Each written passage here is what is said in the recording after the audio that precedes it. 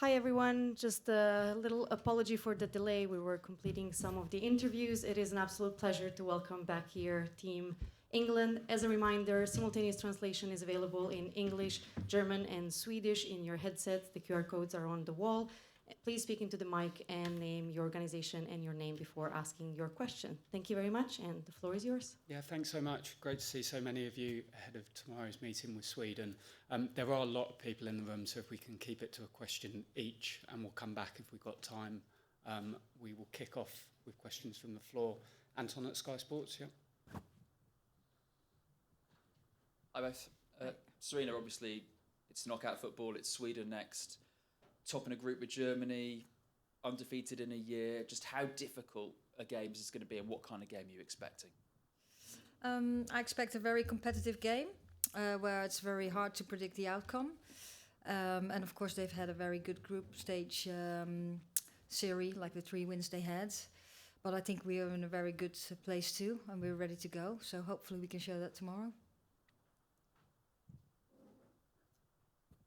Question for Lucy. I wanted to ask about a teammate of yours, Johanna Rytting-Kaneryd. She's been taking a lot of steps over the past few years. How do you stop her, and what's been your impression of her over the last season? Johanna's actually probably the person I get on best with at Chelsea, one of my best friends there. And obviously play next to her as well, and I play next to Natalie Bjorn, so I'm very familiar with the both of them. They've both had fantastic tournaments so far. I think the thing with Johanna is probably her mindset. She's something that people say about myself, very competitive. This girl is very competitive as well. And yeah, I think I've seen it this season at Chelsea, and then she puts on a Swedish shirt and she's the same. I think she'll run through a brick wall for her team. But yeah, how to stop her, I think she's hopefully on the other side to me. But yeah, I mean, she's a pacey player, been done really well. But I think, if we stick to our jobs and our roles, I think we'll be able to do a good game against her as well. Thank you. Can we go to Katie at the BBC, please?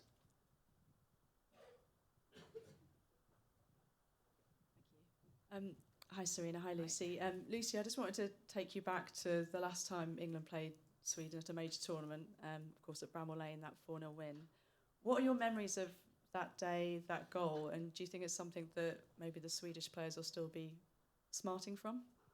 I don't think so. I mean, I guess because we've played them since then. We've played them more recently. Last summer, we played them in the Nations League twice, obviously in England and in Sweden. I think that the team that we played against in Sheffield and in the Euros, both for Sweden and for England, teams are very different, moved on a lot.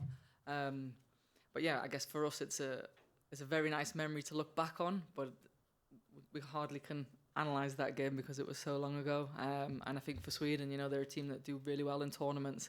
I can't imagine they'd be too focused on just one defeat against England many years ago. Thanks, Katie. Just behind you, please. Thanks. Question for you both. We know that Love Island has been part of the breakfast chatter. Just curious to find out who you think would do well in the villa out of the squad and why. I have no idea what you're talking about. Lucy? Go ahead. Do you want me to say a player? No. No. No. Not me, that's for sure.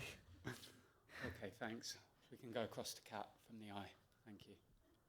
Hi both. Question for you, Sarina. At the last World Cup, by the quarterfinals, you were the only female head coach remaining. This time it's 50%. Is that a good number? Could it be more? What are your thoughts on that? Well, I think what we're all working on is that we hope that more female stay involved in football. We want girls to play football. We want every girl, every woman having the opportunity to get involved in football in whatever role that is, and also in coaching. And we have to push hard. I think we're moving into the right direction, but we still have to keep moving to keep having these opportunities and not destroying men who are in the women's game also have played a tremendous role. Thank you. Thanks, Kat. Kit from the Times. Hi, both. A question for Lucy. We know that lionesses' success has been really important for the growth of kind of the entire English women's game, obviously mainly from Euro 22, but also the World Cups and London 2012. I know it's not your job as players to kind of just grow the women's game, but do you almost feel that responsibility to keep having a success and keep reaching the finals to make sure that women's football does keep growing? Yeah, but I guess every single player that puts on a shirt in this tournament probably feels that. I can imagine the Swiss team feel that because they're the home nation. Every other team wants to replicate what England did, what the Netherlands did before us, and really boost women's football. And we know that success comes from that. We know that we're very fortunate in England that when we have success, it really does explode. And I think it's what we want all over Europe and all over the world. Do we necessarily see that as the reason for winning? Not really. My main reason for winning the tournament is to lift the trophy. But yeah, as part and parcel of success, it helps build the women's game, and that's something that obviously being England, I want to happen in England more and more. Thanks. Thanks, Kit. Emma from BBC. Thank you. Hi both. Question for Lucy. I just wonder, Sweden is so strong in wide positions. You were speaking about Johanna before, but likewise on the other side. Will you have to maybe adapt the way that you play, because you're usually playing, so far forward, you like to be attacking? Will you have to maybe hold back a little bit more than what you have done? I do whatever she tells me to do. So if you analyse the game, I'm in positions that's for the team, for the benefit of the team, for the players around me. I like to attack. I also like to defend. I can do whatever roles asked of me, whether that's from Sarina or the players around me. We know the threat that Sweden has, and obviously that's a lot in wide positions. But at the same time, we're a good team. We're a top team. I think you don't want to change too much because you want to give to the game what we're good at. So I think we're very much focused on our strengths and what we can bring to the game. Thanks, Emma. Tom? Tom from Daily Mirror, please. Hi both. Question for Lucy. After the France game, there's obviously a lot of noise around the England team and how you'd respond. I feel like a lot of the conversation just out here in general has been the Sweden-Germany game and how dramatic that was. Does it feel like the pressure's eased a bit? You can kind of focus on your own game with other teams being the centre of attention? I think we never made ourselves the centre of attention. I think that's a lot of the noise from the outside. I think coming off the back of the French game and having a lot of talking points, I think actually brought the team closer together. I think you saw that then in the two performances that came from that. We're not too focused too much on noises around other teams or ourselves. We're only focused on what we do on the training pitch, what we do in games, how we recover, how we perform, and how we lift each other up. Thank you. Thanks, Tom. Susie at The Guardian. Hey, both. Lucy, how much have you enjoyed having LJ in front of you in these past couple of games, particularly the Wales game? It really looked like you, her and Ella formed like quite a formidable kind of trio. Yeah, I mean, LJ is a world-class player, and obviously Tooney's having a sensational tournament as well, so it's easy when you've got two players like that playing in front of you. I find it really easy to play with players of that quality. But yeah, it's fantastic that they're on my team and not the other team. And they're both really growing into the tournament, both key players at England, but I think most of our players are key players when you look now at the goal scorers and the goal creators and yeah, every part of the game. So for me, it's fantastic to play with those kind of players, and I just long may it continue that they have fantastic performances and just keep getting better and better. Thanks, Susie. We'll just go there. Yep. Perfect. Hello, ARD TV Germany. Question to both, please. As it might become a game of the goalkeepers, how do you rate Hannah Hampton's performances so far, and what significance does she have for the team? Well, how I rate, I think she plays an important role for us. She's done really well, also growing into the tournament. And of course, the first task is to keep the ball out of the back of the net. But she also is very good with her feet, what we have seen, and she can be the extra builder when we start our build-up. Thank you. Do I answer that as well? Yeah? Yeah, I mean, like what Sarina said, she's a very important part of this team. I think she's definitely built with confidence as the tournament's gone on. Arguably, probably the best goalkeeper in the world with with her feet. You saw that with the pass that she played for LJ's goal in the second game. But yeah, there's still a lot more to come from Hannah. She's a very young goalkeeper, and she's already doing fantastically well, especially starting her first tournament. She's done really, really well. Key player for us, and yeah, again, like I've just said about Tuni and LJ, a player that I think we can see so much more from, and her just growing and getting even better and better. Thank you. We'll just go in front to Charlotte at the Athletic. Thanks. Hi, Lucy. A lot of players spoke about sharing their why in their pre-camp, whether that was because they missed previous tournaments or doing it for family members.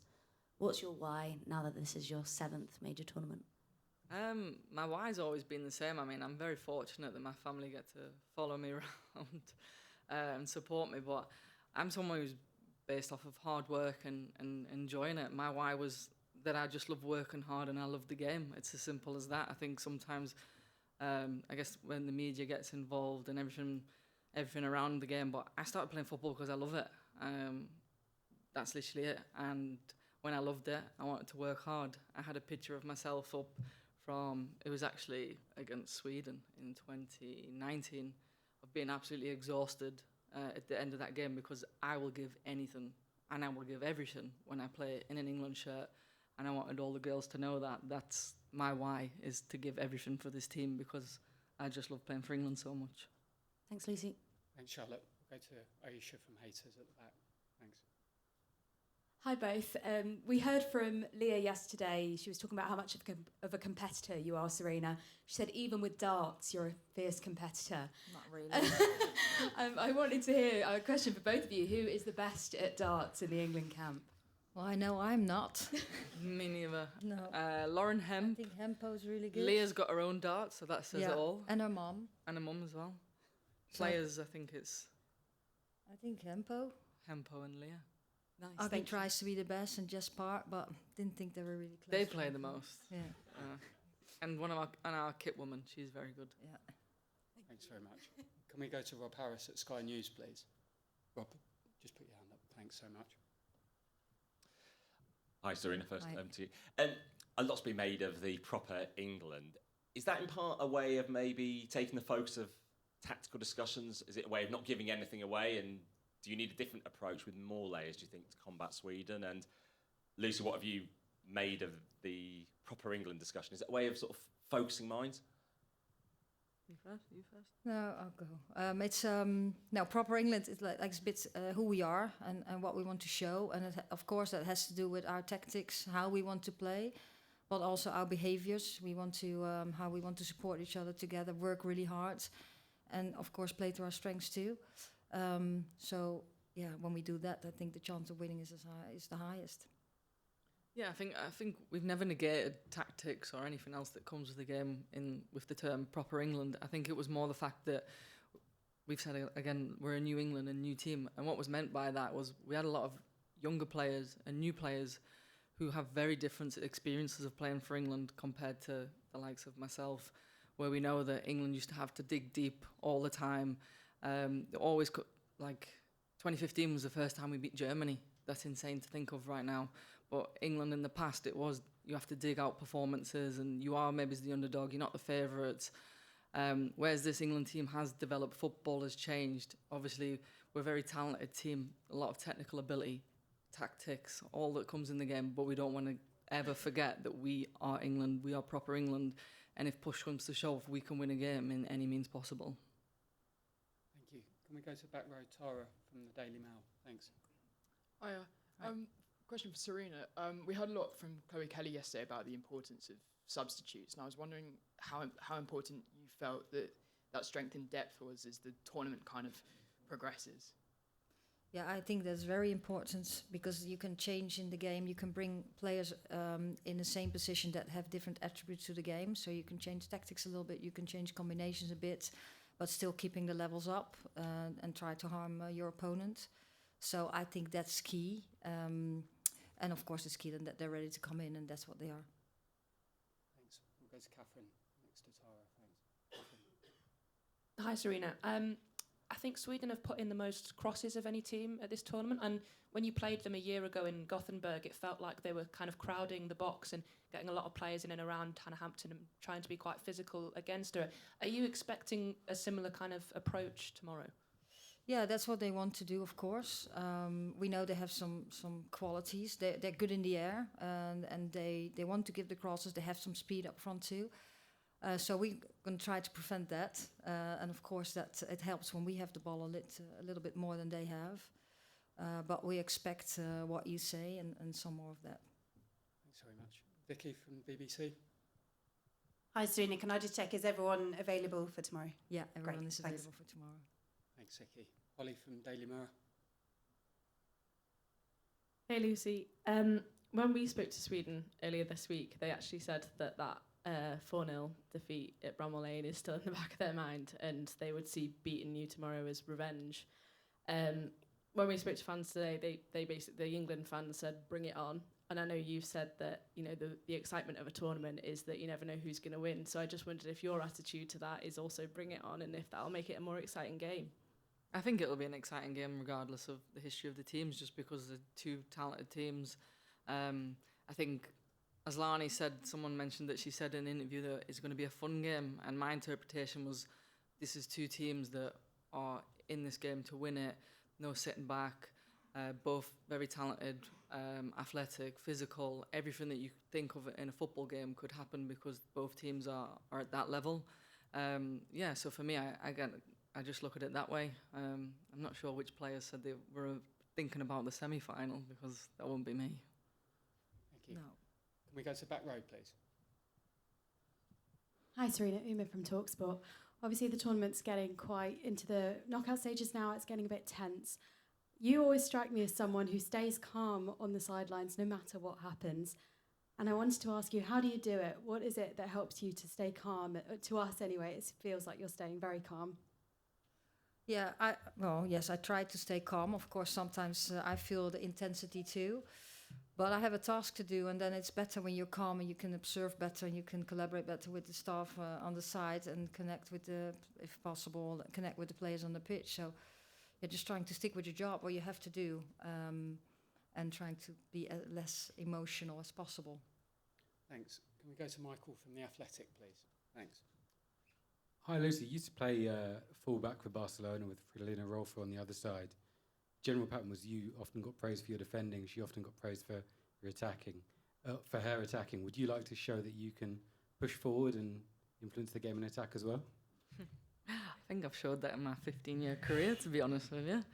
I mean, that's what I've just mentioned in one of the previous questions, is that the role that is asked from me from the coach at Barca was to be in a back three, to let Frido attack high. It's different in different teams. You play the role that you get given. I think for me, I'm quite adaptable to be able to play different roles. Obviously, everybody loves to attack, but I also do love defending. It's just whatever the system, I guess, shows you or gives you. And I enjoy them just as much as each other. Thanks, Michael. Final question from Anton at Sky Sports. Hey, Lucy. You mentioned what Kosovo said about the intensity and what kind of game you mentioned. You mentioned the fact that when you played Sweden, you had nothing left in the tank previously. Is this what you're expecting tomorrow? And how exciting is that as a tenacious defender? Is that the kind of game that you want? Yeah, I think it's the kind of game that both teams want. And I mean, any top player in the world wants to be playing in the big games. I think for me, it's probably the most exciting quarterfinal because the teams are so full of confidence, quality. I mean, I'm not sure about the rankings, but I think they're probably two of the highest ranked teams facing off against each other. Oh, France and Germany, yeah. I mean, we knew that coming into this quarterfinal, it was going to be against a tough team. We obviously watched Sweden and Germany play each other. We then knew we had to win our game. These are exciting times, being in a tournament, playing against top teams. All the girls, today in training are really up for the game tomorrow, really excited for what tomorrow's going to bring. Thanks. We'll take one final question from Kit at the time. Sorry, I know you've said everyone's available, Sarina, but can I check on Jess Park? Is she fully fit after, she had a migraine this morning? Yeah, but she's doing better already, so she'll be available tomorrow. Thank you. It's expected. Great. We'll see many of you tomorrow. Thanks for your support. Thank you. Thanks.